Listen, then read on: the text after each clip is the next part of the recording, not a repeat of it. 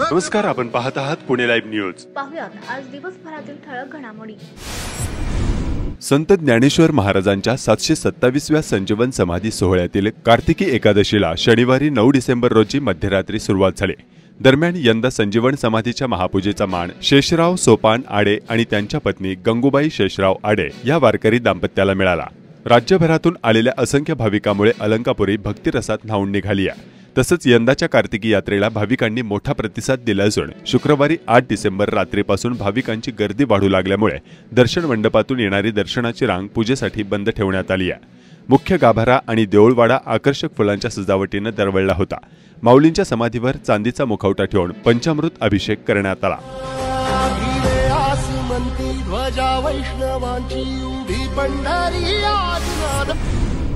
केंद्र शासनाकडून कांदा उत्पादक शेतकरी नाडला जात आहे. कांद्याला चांगला भाव मिळत असताना केंद्राकडून अशी धोरणे राबविणे अत्यंत दुर्दैवी आहे. महागाईला लगाम लावण्यासाठी शेतकऱ्यांवर कुऱ्हाड चालवण्याचं पाप केंद्र शासनाकडून केलं जात आहे. केंद्र शासनाने कांदा निर्यातीच्या बाबत ठोस धोरण ठरवावे अशी मागणी शिरूरचे खासदार डॉक्टर अमोल कोल्हे यांनी केली. खासदार कोल्हे यांनी शनिवारी 9 डिसेंबर रोजी चाकण मार्केटमध्ये भेट देऊन कांदा उत्पादक शेतकऱ्यांशी चर्चा केली. त्यानंतर त्यांनी केंद्र शासनाच्या कांदा पिकाबाबत असलेल्या दुटप्पी धोरणांवर कडाडून टीकाही केली. दुर्दैवी निर्णय कायम कांदा उत्पादक शेतकऱ्याच्या बाबत घेतला जातो आणि कांदा उत्पादक शेतकरी हा सातत्याने नाडला जातोय. गेली जवळपास 7-8 वर्ष जर बघितली तर कांद्याला जो भाव आहे हा भाव गेली 7-8 वर्ष नव्हता. आत्ता कुठेतरी कांद्याला भाव मिळण्याची आशा निर्माण झाली होती. सुरुवातीला केंद्र सरकारनं 40% निर्यात शुल्क लागू केलं होतं. त्याही वेळी आपण आळेफाटा चौकामध्ये आंदोलन केलं होतं, रास्ता रोको केला होता आणि त्यावेळी तातडीनं हे महाराष्ट्र सरकारच्या प्रतिनिधींनी केंद्र सरकारची भेट घेतली होती आणि 2 लाख टन कांदा हा खरेदी केला जाईल असं सांगण्यात आलं होतं. परंतु या कांद्याची त्यावेळी खरेदी झाली नाही. आता पुन्हा जेव्हा कांद्याला चांगला भाव मिळतो असं दिसायला लागलं त्यावेळी तातडीनं निर्यात बंदी करून शेतकऱ्याच्या ताटात माती कालवण्याचं हे पाप केलेलं आहे. कारण सर्वसामान्य कांदा उत्पादक शेतकऱ्याचा हाच सवाल आहे की आज जर आम्हाला 4 पैसे मिळत असताना तुम्ही घाईघाईने निर्यात बंदी करत होतात, तर जेव्हा आम्हाला कवडीमोल दरानं कांदा विकावा लागत होता तेव्हा हे केंद्र सरकार का धावून येत नाही? म्हणजे आता केवळ महागाईवर कुठेतरी नियंत्रण मिळवावं यात केंद्र सरकार अपयशी ठरत असताना त्याची कुऱ्हाड ही कांदा उत्पादक शेतकऱ्यांच्या हितावर का यावी हा सर्वसामान्य शेतकऱ्याचा प्रश्न आहे. त्यामुळे केंद्र सरकारकडे ही सातत्यानं आपली मागणी आहे की कांदा निर्यातीच्या बाबत एक ठोस धोरण ठरवावं आणि जसं कांद्याचा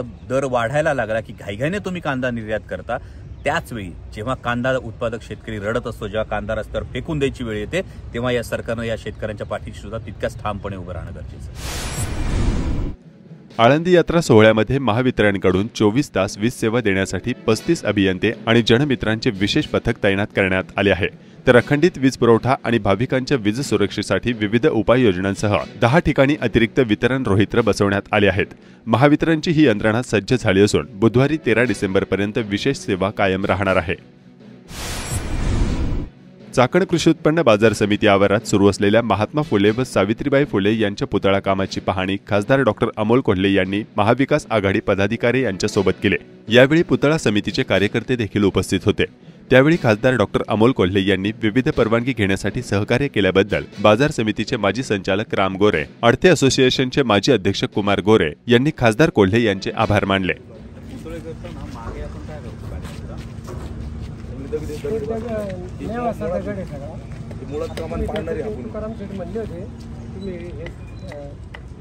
जागा नाही जास्त मिळाल्यामुळं तेवढे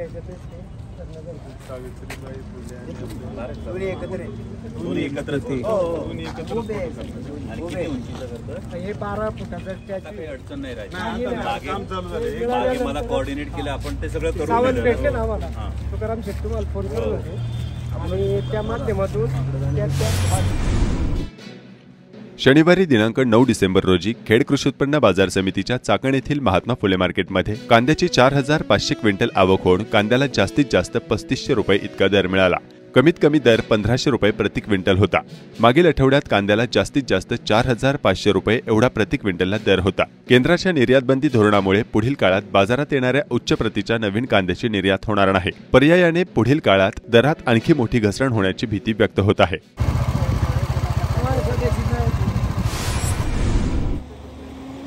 चाकण नगर परिषद हद्दीतील गट क्रमांक 2493 जमीन चाकण नगर परिषद, चाकण पोलीस स्टेशन, अप्पर तहसीलदार चाकण व इतर प्रशासकीय कार्यालय यांना हस्तांतरित व्हावे यासाठी प्रत्यक्ष जागा पाहणी खासदार डॉक्टर अमोल कोल्हे यांनी महाविकास आघाडी पदाधिकारी यांच्यासोबत शनिवारी केले। खासदार कोल्हे यांनी जिल्हाधिकारी डॉक्टर राजेश देशमुख यांना फोन करून अप्पर तहसीलदार चाकण प्रस्ताव जिल्हाधिकारी कार्यालय या ठिकाणी सादर झाले असून त्याबाबत तातडीने कार्यवाही करावे, तसेच सर्व प्रशासकीय कार्यालय यांना जागा हस्तांतरण करण्यासाठी प्रस्ताव शासनात सादर झाला असल्याचा ॲडव्होकेट निलेश कड यांनी सांगितल्यानंतर संबंधित महसूल विभाग उपसचिव यांना देखील खासदार डॉक्टर अमोल कोल्हे यांनी फोन लावून तातडीने हे विषय मार्गी लावण्याच्या सूचना केल्या। यामध्ये ज्या अडचणी असतील त्या तातडीने सोडवा। HPCL कंपनी यांना येथील जागा देऊ नका, इथे सर्व कार्यालय झाली पाहिजेत, मी यामध्ये शिफारस करत आहे असे त्यांनी उपसचिव यांना यावेळी सांगितले। आपलं निकषातच करून घेतो याचं पत्र तयार करून या संदर्भात लगेच तातडीने पत्र देण्यासाठी त्यांनी पाठपुरावा सुरू केला। आपण पाठवले अवर सचिवांना, शासनाला पाठवलंय, तर त्याचे स्टेटस मला जर कळवलं आणि जर माझ्याकडून काय पाठपुरावा करणं गरजेचं ते कळवलं तर that will be help.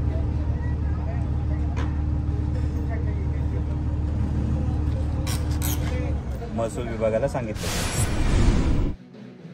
Chakan येथील जनता शिक्षण संस्थेच्या श्री शिवाजी विद्यालय आवारातील छत्रपती शिवाजी महाराज पुतळा चाकण शहराच्या मुख्य रस्त्यालगत सायन्स हॉल इमारत पाडून उभारण्याची मागणी होत आहे। छत्रपती शिवाजी महाराज यांचा नवीन भव्य पुतळा करण्याची नागरिकांची मागणी आहे। त्याबद्दल खासदार डॉक्टर अमोल कोल्हे यांनी सांगितले की याबाबत जनता शिक्षण संस्थेच्या अध्यक्षांना मी पत्र देणार असल्याचं त्यांनी सांगितलं। चाकण येथे खासदार कोल्हे यांनी त्यांच्या खासदार निधीतून 60 लाख रुपये निधी हा अभ्यासिका उभारण्यासाठी दिलेला असल्याचं यावेळी सांगितलं। छत्रपती शिवाजी महाराज यांचा पुतळा शाळेच्या बाहेर उभारण्यासाठी जी प्रशासकीय परवानगी आणि सहकार्य लागेल ते देखील करणार असल्याचं खासदार कोल्हे यावेळी म्हणाले। ही मागणी केलेली जनता शिक्षण संस्थेच्या आवारात असलेला छत्रपती शिवाजी महाराजांचा हा जो पुतळा आहे, हा जो अर्धा पुतळा आहे, हा समोरच्या भागात जिथे जीर्ण इमारत आहे त्या इमारतीच्या जागी याचं सुशोभीकरण करून आणखी भव्य रूपात हा पुतळा यावा अशी सर्वांची मागणी आहे। आणि त्या संदर्भात मी संस्थेच्या अध्यक्षांकडे सुद्धा ही मागणी करणार आहे आणि त्या संदर्भामध्ये माझी जर काही मदत लागत असेल तर तीही मदत द्यायला माझी सदैव तयारी आहे, कारण छत्रपती शिवाजी महाराज आपलं आराध्य दैवत आहे आणि ते आपल्या काळजात कायम। खासदार डॉक्टर अमोल कोल्हे यांची सामान्य जनतेत प्रचंड लोकप्रियता असल्याचं आजच्या त्यांच्या चाकण दौऱ्यात दिसून आले। खासदार अमोल कोल्हे यांचा जनतेत असलेला सहज वावर आणि संवाद यामुळे महिला व युवकांसह सामान्य जनतेला त्याचे प्रचंड आकर्षण असल्याचे दिसून आले। चाकणमध्ये आल्यानंतर खासदार कोल्हे यांनी जनतेशी आणि भाजीपाला विक्रेत्या महिला यांच्याशी देखील संवाद साधला। मोबाईल देता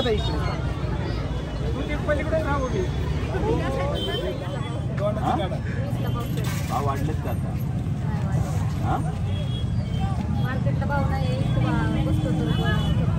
एका महिलेने चक्क खासदार डॉक्टर अमोल कोल्हे यांच्या गाडीला दुचाकी आडवी लावून व खासदार कोल्हे यांनी गाडीतून खाली उतरवून त्यांच्याशी संवाद साधला। जनतेत खासदार कोल्हे यांच्याबद्दल असलेले आकर्षण आणि कुतूहल या निमित्ताने पुन्हा एकदा दिसून आले।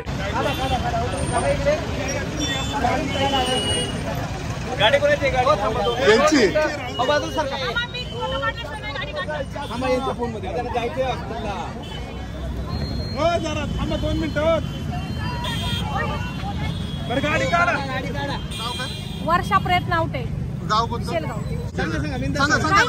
सरांना भेटायसाठी गाडी आडवी लावली त्यांच्या गाडीला। चाकण औद्योगिक भागातील विविध गुन्ह्यांमध्ये अल्पवयीन मुलांचा सहभाग अधिक असल्याची बाब समोर आली आहे। चाकण शहरातील खंडोबा माळ तसेच चाकण लगतची मेदनकरवाडी, कडाचीवाडी, महाळुंगे आदी अनेक ठिकाणी बाल गुन्हेगारी पोलिसांसह सामान्य नागरिकांसाठी डोकेदुखी ठरत आहे। मागील 4-6 वर्षात चाकण पंचक्रोशी परिसरात झालेल्या 6 खुनांच्या घटनांमध्ये अल्पवयीन तरुणांचा सहभाग असल्याची बाब समोर आली आहे। चाकण परिसरात संग्रामदुर्ग किल्ल्यातील खून, मेदनकरवाडी बालाजीनगर येथील खून, चाकण मार्केट समोरील सार्वजनिक बांधकाम विभागाच्या जागेतील खून, रोहकल फाटा येथील खून, चाकणच्या नेहरू चौक भागातील खून या सर्व गुन्ह्यातील अनेक आरोपी हे अल्पवयीन मुलेच होते। यातील काही खुनाच्या घटना मागील खुनाचा बदला या उद्देशाने झालेल्या आहेत। त्यामुळे चाकण औद्योगिक वसाहत तसेच परिसरातील खुनांमध्ये अल्पवयीन मुलांचा सहभाग अधोरेखित होत आहे। याशिवाय महाळुंगे येथील खुनांच्या घटनांमध्ये देखील अल्पवयीन मुलांचा सहभाग आढळून आलाय। चाकण औद्योगिक परिसरातील गुन्हेगारीत अल्पवयीन मुलांचा वाढता सहभाग सर्वांसाठीच धोक्याची घंटा मानली जात आहे। चाकणमधील गुरांच्या बाजारात काही संघटनांचे प्रतिनिधी येऊन गुरांच्या व्यापाऱ्यांना नाहक त्रास देत असल्याच्या तक्रारी करत चाकणमधील गुरांच्या व्यापाऱ्यांनी शनिवारी गुरांचा बाजार बंद पाडला। सातत्याने होणारा त्रास आणि मारहाण यामुळे गुरांचा बाजार व्यापाऱ्यांनी बंद केल्यानं बाजार समितीच्या सभागृहात व्यापारी, शेतकरी व बाजार समितीचे पदाधिकारी यांची बैठक झाली। यावेळी पोलिसांना देखील बोलवण्यात आले होते। लवकरच चाकण पोलीस ठाण्यात बैठक घेऊन यावर तोडगा काढण्याचे आश्वासन बाजार समिती प्रशासनाने दिल्यानंतर गुरांचा बाजार दुपारी सुरू करण्यात आला। याबाबत पोलीस अधिकारी व बाजार समितीचे सभापती आणि संचालक काय म्हणतायत पाहूया। जे व्यापाऱ्यांवर जे आपल्या व्यापाऱ्यांनी जे बाजारामध्ये आपल्याला जे त्रास होतोय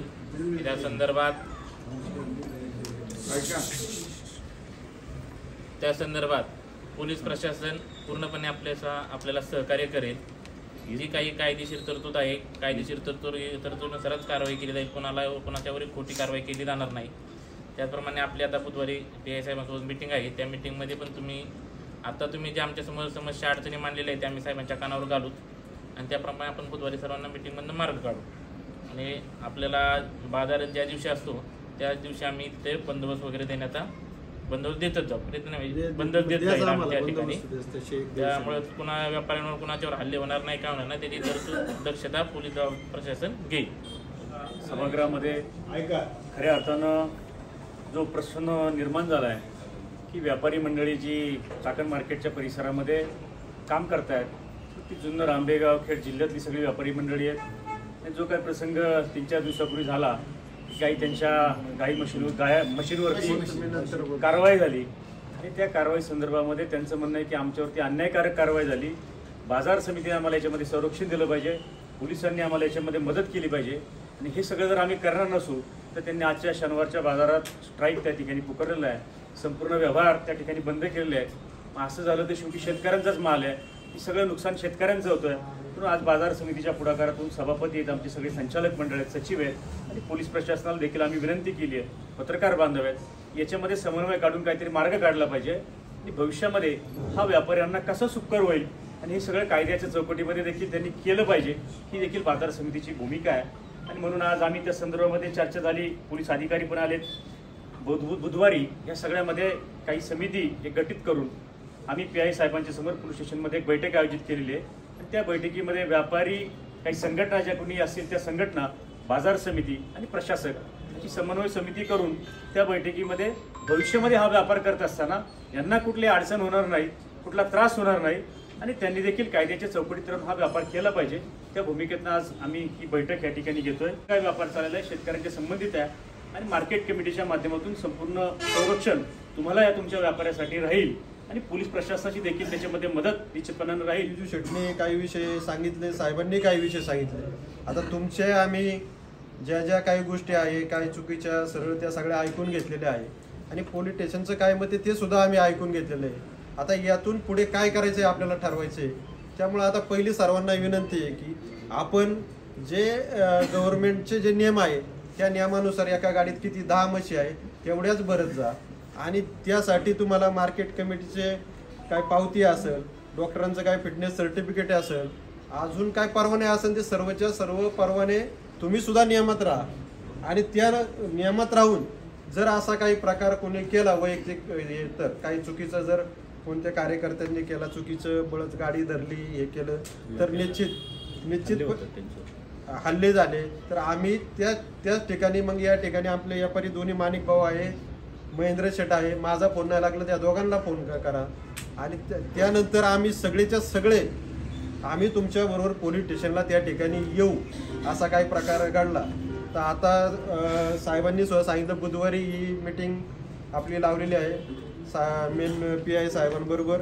त्या ठिकाणी तुमचे काही प्रतिनिधी या, आम्ही सगळे संचालक मंडळ तिथं येऊ आणि त्यामध्ये निश्चितच त्यातून आपण मार्ग काढू आणि नाहीच मार्ग निघाला तर आमदार साहेब आहे, आमदार साहेबांच्या आम्ही आमदार खेड तालुक्याचे लोकप्रिय आमदार आदरणीय दिलीपांना मोहिते पाटील यांच्या कानावर आयुष्य आम्ही घातला नाही तर आम्हाला जर अपयश आलं तर आपण त्यांच्याबरोबर एक मीटिंग घेऊ आणि त्यातून आपण पुन्हा एकदा त्यातून मार्ग काढू। 3 लाख रुपयाच्या म्हशी असेल तर पांजरपोळवाले 3.5 लाख रुपये बिल काढतात आणि ते आम्हाला म्हशी आणता येत नाही। त्यासाठी आमची या पुढच्या आठवड्यात मीटिंग आहे, त्या मीटिंगमध्ये हा विषय घेऊन आम्हाला मार्केट कमिटीला की पांजर पोळा असं काही शासनाची परवानगी भेटते आहे का, त्याबाबत आम्ही पत्रव्यवहार पणन संचालकांकडे करू आणि तो पर्याय आपण तोही पर्याय काढू एवढंच या ठिकाणी सांगतो. राजगुरुनगर येथील जिल्हा व अतिरिक्त सत्र न्यायालयात 33,000 खटले प्रलंबित आहेत. त्याचा निपटारा करण्यासाठी लोक अदालत हा एकमेव मार्ग आहे. लोक अदालतमध्ये पक्षकारांनी तडजोड करून जास्तीत जास्त खटले मिटवावेत. आपल्या वेळेची आणि पैशाची बचत करावी असे आवाहन जिल्हा न्यायाधीश A.S. सय्यद यांनी केले. राजगुरुनगर येथील जिल्हा व अतिरिक्त सत्र न्यायालयात लोक अदालतचे आज आयोजन करण्यात आले होते. त्याचे उद्घाटन येथील जिल्हा न्यायाधीश सय्यद यांच्या हस्ते झाले. यावेळी जिल्हा न्यायाधीश S.P. पोळ, न्यायाधीश A.A. घनिवाले, न्यायाधीश P.S. इंगळे, न्यायाधीश सरिता विश्वभरण, न्यायाधीश S.B. नाईक नवरे, गरड, खेड वकील बार असोसिएशनचे पदाधिकारी यांच्यासह मोठ्या संख्येने पक्षकार, वकील, बँकेचे अधिकारी उपस्थित होते. राष्ट्रीय लोक अदालत ठेवण्यात आलेला आहे आणि याच्यामध्ये जवळजवळ 5,000 ते 6,000 खटले ते ठेवण्यात आलेले आहे. आता आजच्या ह्या लोक अदालतीचा जो उद्देश जो आहे तो पक्षकारांनी जे आहे तर आपापसातमध्ये प्रकरणं जे आहे तर मिटवून समझोता करून प्रकरणं निकाली काढावीची आहे. या कोर्टामध्ये जवळजवळ प्रलंबित खटले 33,000 आहेत. 33,000 खटल्यामध्ये दिवाणी स्वरूपाचे काही खटले, फौजदारी स्वरूपाचे काही खटले हे प्रलंबित आहेत. या प्रलंबित खटले जास्त असल्यामुळे त्याचा निपटारा करण्याकरिता आपल्याला राष्ट्रीय लोक अदालत हा एक उत्तम त्याच्यावरचा जो आहे तो मार्ग आहे. त्यामुळे या खटल्यांचा निपटारा करण्याकरिता हे जलद प्रक्रिया जी आहे हे राष्ट्रीय लोक अदालत आहे किंवा लोक अदालत आहे. लोक अदालतच्या कार्यक्रमाच्या निमित्ताने आज खेड तालुका विधी सेवा समितीच्या अध्यक्ष माननीय सय्यद साहेब यांच्या मार्गदर्शनाखाली आज इथे हा लोक अदालत आयोजित करण्यात आलेला आहे.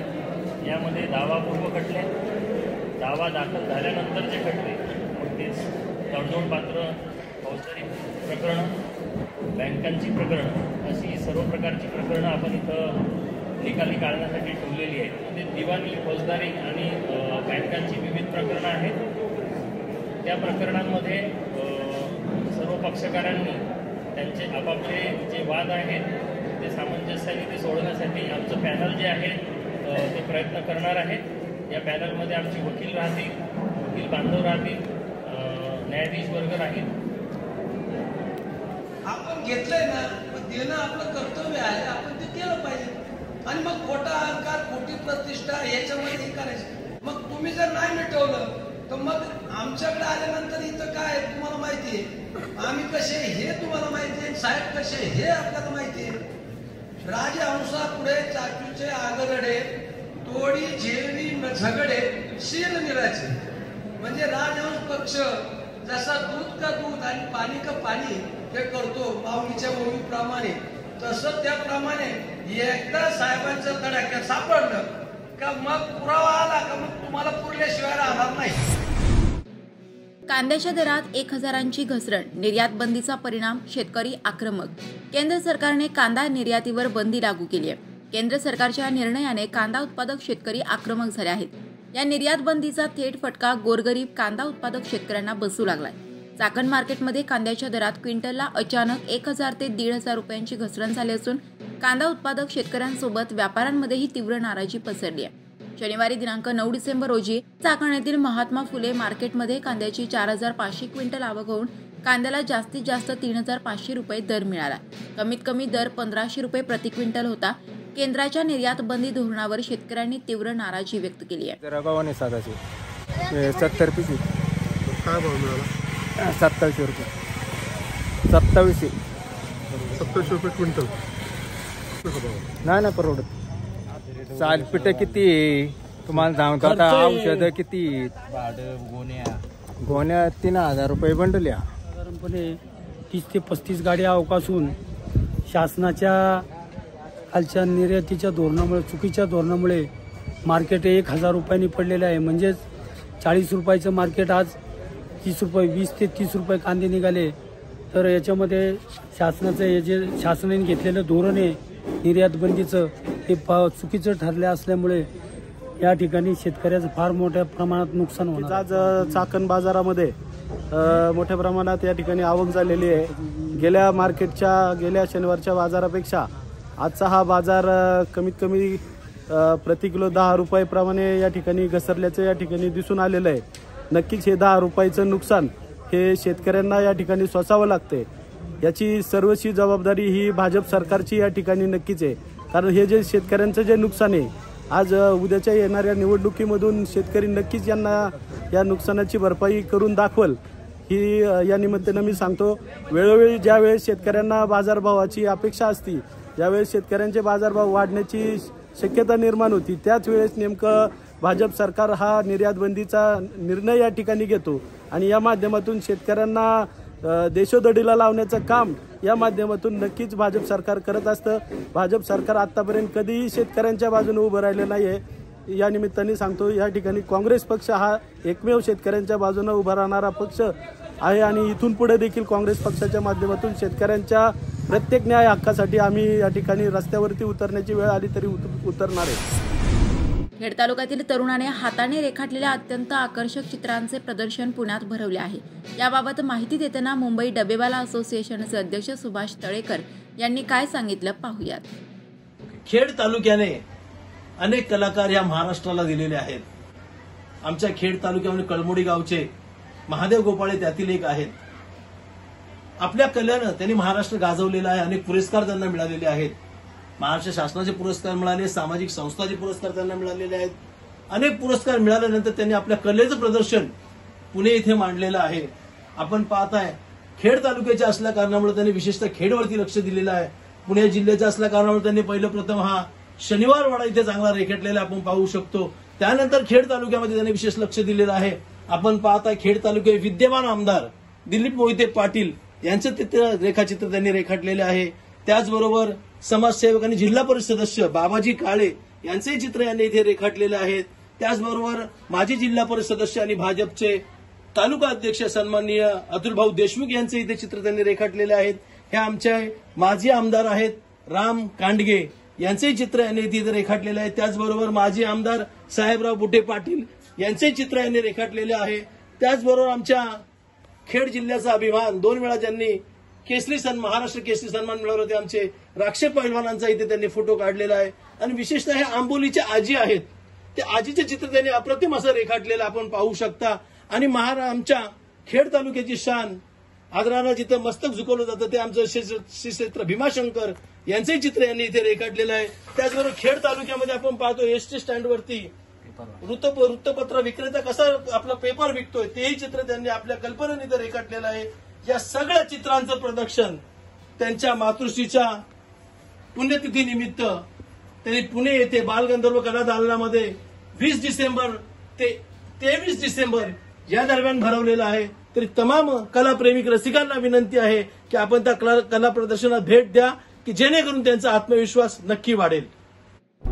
नमस्कार, आपण पाहत आहात पुणे लाईव्ह न्यूज.